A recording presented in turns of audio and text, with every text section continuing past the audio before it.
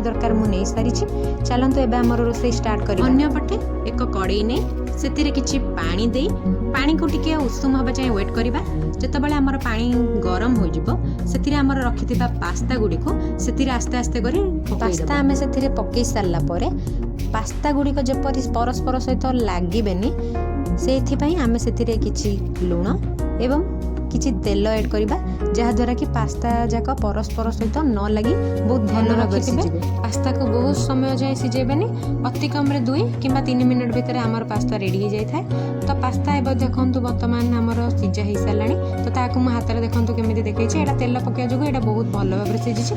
चलंतु एबे हमर next process नै छै कटा पियाज कटा कैप्सिकम कटा धनिया पत्र कटा टमाटो एवं किछि ग्रीन चिल्ली ता सहित किछि चुन चुन करी काटी नै छी परिबा काटी नै एक साइड रे रखि देली एवं एक करी नै सेतिरे किछि रिफाइन ऑयल देली अल्प जीरा देली एवं किछि ग्रीन चिल्ली देली सेतिरे काटी रखितबा हम रसुण देली एवं किछि चुन चुन करी काटी रखितबा पियाज को ब्राउन कलर हेबा चाहे वेट करिवे एवं ब्राउन कलर हैला पर सेतिरे काटी रखितबा टमाटो देबे।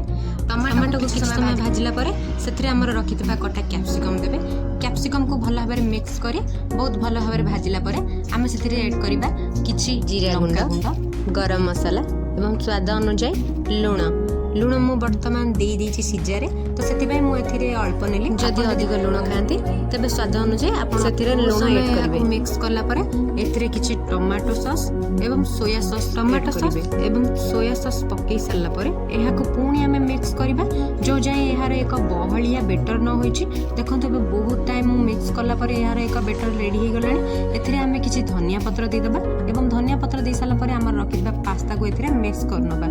पास्ता को दे साला परे बहुत टाइम हमें एहा को पुणी थरे मिक्स करबा को हमें किछि समय मिक्स करला परे देखंतु एबे हमर पास्ता पूरा रेडी हो जाइछि। पास्ता पूरा रेडी हे साला परे सेथिरे हमें किछि अल्प गरम मसाला दे देबा जहा द्वारा आहार टेस्ट बहुत भल आसीबो।